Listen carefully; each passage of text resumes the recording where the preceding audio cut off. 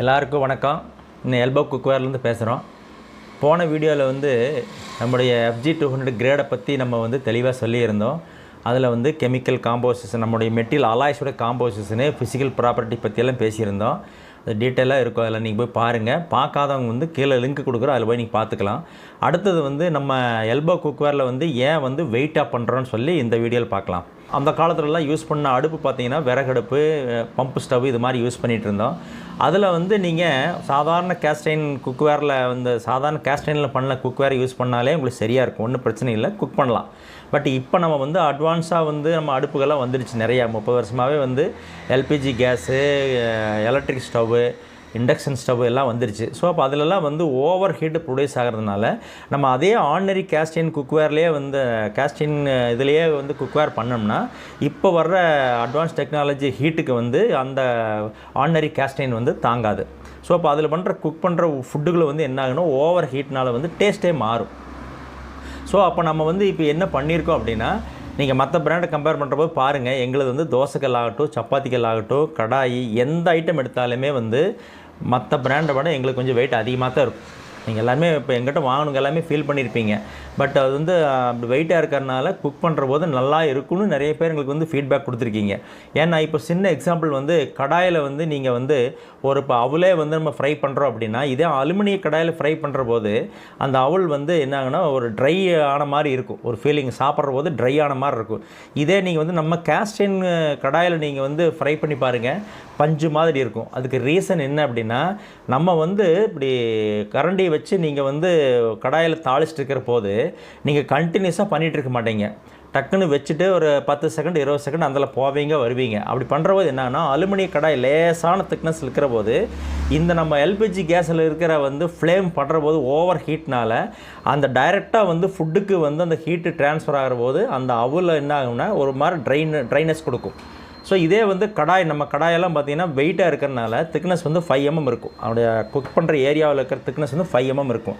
அப்படி இருக்கிறது என்ன ஆகுனா, கடாய் தான் சூடாக, கடாயில் இருக்கிற யூனிஃபார்ம் ஹீட்டு தான் வந்து நம்ம குக் பண்ணுற அந்த அவுல் அந்த ஃபுட்டுக்கு வந்து ட்ரான்ஸ்ஃபர் ஆகும். அப்படி ஆகிற போது வந்து ஃபுட்டோட வந்து நேச்சுரல் டேஸ்ட் வந்து கொஞ்சம் கூட மாறாது. ஸோ அப்போ தோசைக்கல் எடுத்துட்டிங்கன்னா பொதுவாகவே எல்லா பக்கமே வந்து கம்ப்ளைண்ட் என்ன சொல்கிறாங்கன்னா, சென்ட்ரலில் கருகுது, வந்து அவுட்டரில் வந்து ஒயிட்டாகவே வருது, நம்ம நினச்ச மாதிரி வந்து லேசாக வந்து ரோஸ்ட் மாதிரி எடுக்க முடியலன்னு எல்லாருமே கம்ப்ளைண்ட்டு. அப்புறம் நிறைய பேர் வந்து கிராக் ஆகுதுங்கிறாங்க, உடையுதுங்கிறாங்க. பட் எங்ககிட்ட வாங்கின எல்லாருமே சொன்ன கம்ப்ளைண்ட் தான், வேறு பக்கம் நான் வாங்கினேன் இப்படி உடையுது, வேறு பக்கம் வாங்கினேன் சென்ட்ரலில் மட்டும் கருகுது, தோசையே எடுக்க முடியலைங்கிறாங்க. ஸோ அது என்ன ரீசன் அப்படின்னா, இப்போ நம்ம வந்து ஒரு இடத்துல வந்து ஃப்ளேம் எரிஞ்சிட்ருக்கிற போது என்னாகும், கரெக்டாக வந்து தோசையோட சென்டரில் வந்து அங்கே மட்டுமே ஹீட்டு படுற போது தோசைகளுடைய கனம் வந்து மினிமம் 10 mm கம்மி இல்லாமல் இருக்கும் பட்சத்தில் தான் அந்த ஃப்ளேமில் வர்ற ஹீட் என்ன ஆகும்னா தோசைக்கல் எல்லாத்துக்குமே ஸ்ப்ரெட் ஆகி அந்த தோசைக்கல்லில் இருக்கிற ஹீட்டு தான் வந்து தோசைக்கு ட்ரான்ஸ்ஃபர் ஆகும். ஸோ இப்போ எக்ஸாம்பிள் பார்த்தீங்கன்னா, இப்போ இது வந்து வேறு பிராண்டு லேசான தோசைக்கல், இதில் இங்கே ஃப்ளேம் இங்கே படுறபோது என்ன ஆகும், இந்த 5 mm தாண்டி டக்குன்னு வந்து இந்த தோசைக்கு ஹீட் ட்ரான்ஸ்ஃபர் ஆகும். இங்கேயும் மட்டும் ட்ரான்ஸ்ஃபர் ஆகும். இங்கே வந்து கல் சூடாகிறதுக்கு ட்ரான்ஸ்ஃபர் பண்ணுறதுக்கு இந்த திக்னஸ் எந்த அளவுக்கு பெருசாக இருக்கோ அப்போ தான் ஹீட்டு வந்து இங்கே எல்லாமே ஈவனாக ட்ரான்ஸ்ஃபர் ஆகும். ஸோ அப்போ இது நம்மளும் பாருங்கள், நம்மளுக்கு வந்து 10 mm இருக்குது. இவ்வளோ கனமாக்குற போது என்னாங்கன்னா, இங்கே படுற ஃப்ளேம் ஹீட்டு இந்த கல் எல்லா பக்கமே வந்து ஈவனாக ஸ்ப்ரெட் ஆகி இந்த கல்லில் இருக்கிற ஹீட்டு தான் வந்து நம்ம சுடுற தோசைக்கு ட்ரான்ஸ்ஃபர் ஆகணும். அப்படி நீங்கள் வந்து ட்ரான்ஸ்ஃபர் ஆகிற போது ஆட்டோமேட்டிக்காக வந்து நம்மளுடைய சுடுற தோசை என்னாகும், எல்லா ஒரு 10 inch கல்லில் நீங்கள் தோசை சுடுறீங்கன்னா அந்த முழு தோசையும் வந்து கோல்டன் எல்லோ கலரில் ஒரே மாதிரி வேகும். அதுதான் தோசையும் வந்து டேஸ்ட்டாகவும் இருக்கும். ஸோ இப்போ லேசாக இருந்து என்னாகும்னா சென்டரில் கருகுமா, இந்த இடத்துல வந்து தோசை கருகும், இங்கே வந்து ஒயிட்டாக இருக்குது, வேகாது. ஸோ அப்போ எப்படி இருக்கும் அந்த தோசை வந்து சாப்பிட்றதுக்கு, இங்கே வந்து கருகு வாசம் அடிக்கும், இங்கே வந்து மாவோட டேஸ்ட் வரும். ஸோ அப்படி இருக்கிற போது எப்படி நீங்கள் வந்து நல்ல இயற்கையான சுவையான தோசை சுட முடியும். ஸோ அப்போ வந்து தோசைக்கல் அப்படின்னாவே எந்த அளவுக்கு ஹெவி இருக்கோ அந்த அளவுக்கு தான் நம்ம வந்து ஃபுட்டு நல்லா பண்ண முடியும். ஸோ அதனால தான் எங்கள் தோசைகள் பார்த்திங்கன்னா மார்க்கெட்டில் வந்து 2 கிலோ 2.5 கிலோவில் இருக்கிற ஒரு 10 inch தோசைகள் இருக்குன்னா எங்களது வந்து எல்போ குக்வேர் வந்து 4 கிலோ இருக்கும். 3.25 4 கிலோ கன்ஃபார்மாக இருக்கும். அதே 12 inch எடுத்திங்கன்னா 4.5 கிலோ வெயிட் இருக்கும். எடுத்துட்டிங்கன்னா இப்போ நம்ம தோசைகள் பாருங்கள், இது இருக்குது அப்படின்னா இது வந்து சீசன் பண்ணாது. நீங்கள் இதுதான் வந்து எல்போ குக்கோட தோசைகள் நினச்சிக்காது, சீசன் பண்ணால் கருப்பாக வந்துடும். ஸோ இவ்வளவு வெயிட்டில் பண்ணுற போது நம்ம சுடுற தோசை வந்து ஒரு துளியும் கூட கருகாமல் டேஸ்ட்டாக வரும். இன்னொன்று பாருங்கள், பனியாற்கல் வந்து நம்மளை எப்படி இருக்குது, பேக்கில் ப்ளைனாக கொடுத்துருக்கோம், ஃப்ளாட்டாக இல்லைங்களா. ஏன் இவ்வளவு ஹெவியாக கொடுத்துருக்கோன்னா, இப்போ எக்ஸாம்பிள் மார்க்கெட்லலாம் வந்து இங்கே இந்த குழி இருக்குன்னா பின்னாடி பார்த்தீங்கன்னா அதே மாதிரி மொட்டாக நீங்கள் பனியாற்கல் பார்த்துருப்பீங்க. ஸோ அப்போ வந்து கட் பண்ண கடைசியில் இந்த கணத்தை செக் பண்ணிங்கன்னா 4 mm மேலே இருக்காது. அப்போ நீங்கள் இங்கேருந்து 9 குழிக்கல்லே வந்து இங்கேருந்து நீங்கள் ஊற்ற ஆரம்பிக்கிறீங்கன்னா கடைசி ஊற்றி முடிக்கிற போது இங்கே ஃபஸ்ட்டு ஊற்றின பனியாரம் வந்து அவுட்டரில் கருகிரும். ஸோ மற்ற எல்லாமே வேக வரைக்கும் விட்டிங்கன்னா ஃபஸ்ட்டு ஊற்றுருந்து கருகிரும். ஸோ அப்போ வந்து எந்த அளவுக்கு ஹெவியாக இருக்கோ அப்போ தான் வந்து 9 குழியிலே ஊற்றி ஒரே மாதிரி வேகும், கருகாது. திருப்பி போடுற போது வந்து உள்ளே இருக்கிற மாவும் வெந்திருக்கும், அவுட்ரு வந்து கருகாமல் பொன்னிறமாக இருக்கும். அப்படி இருந்தால் தான் சாப்பிட்றதுக்கும் நல்லாயிருக்கும். ஓகேங்களா. கடாய் அப்படி தான், கடாயுமே வந்து அதே மாதிரி ஹெவியாக தான் பண்ணியிருப்போம். மினிமம் இந்த ஏரியா பாரு, இது வந்து நீர் தோசைக்கல்லுன்னு சொல்லுவோம், எட்ஜ் ரைசர் ஃபேன். இது பாருங்கள், இதுவுமே வந்து இது நேர் இந்த கணம் நல்லா தெரியும் பாருங்கள். இந்த கணம் இருக்கு இல்லையா, இங்கே தான் நீங்கள் குக் பண்ண போகிறீங்க. இங்கே குக் பண்ணுற போது இந்த கணம் இருக்கு இல்லையா, இந்த கணம் வந்து மினிமம் வந்து 8 mm 8 mm இருக்கும். அப்படி இருந்தால் தான் நீங்கள் இதில் வந்து ஆம்லெட் செய்கிறீங்க, ஃபிஷ் ஃப்ரை பண்ணுறீங்க, இந்த மாதிரி ஊத்தாப்பை ஊற்றுறீங்க, எது பண்ணாலும் சரி நல்லா டேஸ்ட்டாக சுவையாக வரும், கருகாது. ஸோ பஞ்சு மாதிரி வர்றக்காக இவ்வளோ ஹெவியாக பண்ணியிருக்கோம்.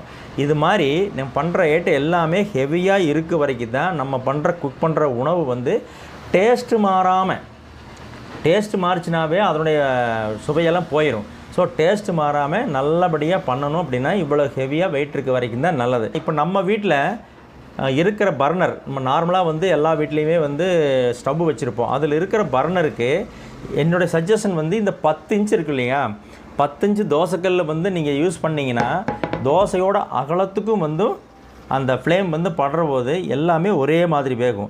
இதே வந்து 12 இன்ச்சுக்கு வந்து நிறைய பேர் யூஸ் பண்ணுறீங்கன்னு கேட்குறீங்க. 12 இன்ச் வந்து ஆர்டினரி பர்னருக்கு வந்து ஆகாது. எந்த வீட்டில் வந்து பர்னர் பெருசாக நல்ல அகலமான ஸ்பெஷலாக வந்து தோசை சுடுறதுக்குன்னே நான் வச்சுருக்கேன் அந்த அப்படின்னு சொல்கிற பர்னர் இருக்கிறவங்க வந்து 12 இன்ச் வாங்கிக்கலாம், சூப்பராக இருக்கும். ஏன்னா ரெண்டுமே வந்து திக்னஸ் பார்த்தீங்கன்னா ரெண்டுமே 10 mm தான். இது டயமீட்டர் பெருசு, டயமீட்டர் சிறுசு. நார்மலாக யூஸ் பண்ணுறதுக்கு இது யூஸ் பண்ணலாம். பெரிய பர்னர் வச்சுக்கிறவங்க மட்டுமே வந்து 12 இன்ச் நீங்கள் தோசைக்கல் யூஸ் பண்ணிக்கலாம். இப்போ இதுவரைக்கும் சொன்னதில் உங்களுக்கு என்ன புரிஞ்சிருக்குன்னா, நம்ம குக்வேர் வந்து எந்த அளவுக்கு கொஞ்சம் வெயிட் ஜாஸ்தியாக இருக்கோ அது வரைக்கும் தான் வந்து நம்ம குக் பண்ணுற உணவு வந்து டேஸ்ட்டாக நல்லா பண்ண முடியும். லைட் வெயிட்டுன்னு தேடினீங்கன்னா நிச்சயமாக வந்து நீங்கள் செய்கிற உணவு வந்து டேஸ்ட்டு கம்மியாக தான் இருக்கும், தரம் இருக்காது. ஸோ வந்து மற்ற பிராண்டை கம்பேர் பண்ணுற போது எல்போ குக்வேர் கொஞ்சம் ஹெவியாக தான் இருக்கும். இது வரைக்கும் போன வீடியோவில் பார்த்தீங்கன்னா கிரேடு காஸ்டினோட ப்ராப்பர்ட்டி பற்றியில் க்ளீனாக சொன்னோம். அடுத்த யூனிக் பாயிண்ட்டான வந்து வெயிட்டாக ஏன் பண்ணுறோம், வெயிட்டாக பண்ணுறதுனால வந்து என்ன பெனிஃபிட்டுங்கிற வந்து க்ளீனாக சொன்னோம். இனி அடுத்த வீடியோவில் வந்து நம்ம வந்து எல்போ குக்கர் வந்து டபுள் சீசனிங் பண்ணுறோம். அதாவது sunflower oil, grape seed oil use பண்ணி டபுள் சீசனிங் பண்ணுறோம். டபுள் சீசனிங் பண்ணுறதுனால என்ன பெனிஃபிட்டுங்கிற பற்றி அடுத்த வீடியோவில் வந்து டீட்டெயிலாக பேசலாம். ஸோ தொடர்ந்து வந்து எங்களுடைய சேனலை வந்து ஃபாலோ பண்ணுங்கள். நீங்கள் எங்கள் குக்வேர் வாங்குறீங்களே இல்லையோ, எங்கள் எல்போ ஹெல்த்தி குக்கிங்கிற சேனலை வந்து சப்ஸ்கிரைப் பண்ணி வச்சுக்கோங்க. உங்களுக்கு வந்து ஏதோ ஒரு நாளில் வந்து கட்டாயம் உங்களுக்கு தேவைப்படும்.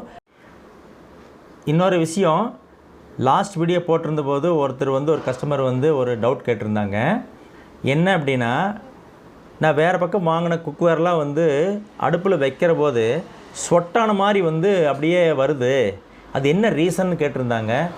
அது என்ன ரீசன் அப்படின்னா, சாதாரண கிரே காஸ்டைனில் வந்து நீங்கள் வாங்கியிருந்தீங்கன்னா காஸ்டிங்கோட தன்மை என்னென்னா லைட்டாக போரோசிட்டி இருக்கும். அதாவது சின்ன சின்ன துளைகள் மாதிரி இருக்கும். அது ஏன்னா டென்சிட்டியான பொருள் கிடையாது அது. ஸோ லைட்டாக போரோசிட்டிக்கிற போது நீங்கள் குக் பண்ணுற போது ஆயில் வந்து அந்த தொலைலெல்லாம் ஆயில் போய் நிற்கும். நீங்கள் வாஷ் பண்ணி ட்ரை பண்ணி வச்சாலுமே அந்த தொலையில் வந்து ஆயில் இருக்கும். ஸோ அப்போ நீங்கள் திருப்ப வந்து குக் பண்ணுறதுக்கு எடுத்து அடுப்பில் வச்சு ஹீட் பண்ணுற போது, ஹீட் ஆகிற போது என்ன ஆகுனா அந்த ஆயில் பேர்ன் ஆகி அப்படியே வெளியே வரும். அதுதான் சொட்டான மாதிரி இருக்கும், வேறு ரீசன் கிடையாது. ஸோ அப்போ எங்கள் எல்போ குக்வேரோட வருமானா நிச்சயமாக வராதியே அப்படின்னா நாங்கள் கிரேட் காஸ்டிங் யூஸ் பண்ணுறோம்.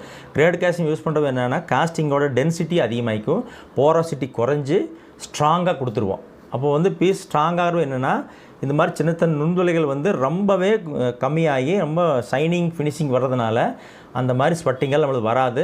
ஸோ இப்போ என்னென்னா, இப்போ இருக்கிற லேட்டஸ்ட்டு எல்பிஜி கேஸ் இதெல்லாம் யூஸ் பண்ணுறதுனால தான் இந்த மாதிரி வருது. நீங்கள் இதே விறகடுப்பு யூஸ் இன்னும் வராது, கண்டுபிடிக்கவே முடியாது.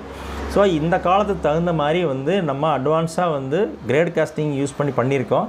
ஸோ எல்லோரும் வந்து விருப்பப்படுறவங்க வாங்குங்க. உங்கள் ரிலேஷன்ஸுக்கு ஃப்ரெண்ட்ஸுக்கு எல்லோரும் வந்து நீங்கள் வந்து ரெஃபர் பண்ணுங்கள். வாங்கி யூஸ் பண்ணவங்க வந்து எங்கள் வெப்சைட்டில் வந்து உங்களுடைய உண்மையான ரிவ்யூ கொடுங்க.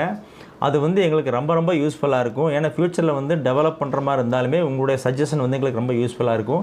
எங்களுடைய எய்மே என்னென்னாக்கா இன்னொரு 5 வருஷம் போகிற போது எங்களுடைய குக்வேரில் வந்து ஒரு துளியும் கூட வந்து குறை சொல்ல முடியாத அளவுக்கு டெவலப் பண்ணணும். ஸோ எங்களுக்கு தெரிஞ்ச நாலேஜுக்கு நாங்கள் பண்ணியிருக்கோம். ஸோ எங்களையும் தாண்டி சில விஷயங்கள் வந்து உங்கள்கிட்ட எங்களுக்கு கிடைக்கிற போது நாங்கள் வந்து நல்லாவே டெவலப் பண்ண முடியும். ஸோ எங்களுக்கு சஜஷன் கொடுங்க. உங்களுடைய சஜஷன் வந்து வரவேற்கப்படும். ஸோ நம்ம எல்போ குக்வேரை வந்து இந்தியாவிலேயே நம்பர் 1 குக்வேராக மாற்றுறதுக்கு உங்களுடைய ஒத்துழைப்பு எங்களுக்கு தேவை. ஸோ அடுத்தடுத்த வீடியோவில் மீட் பண்ணலாம். நன்றி.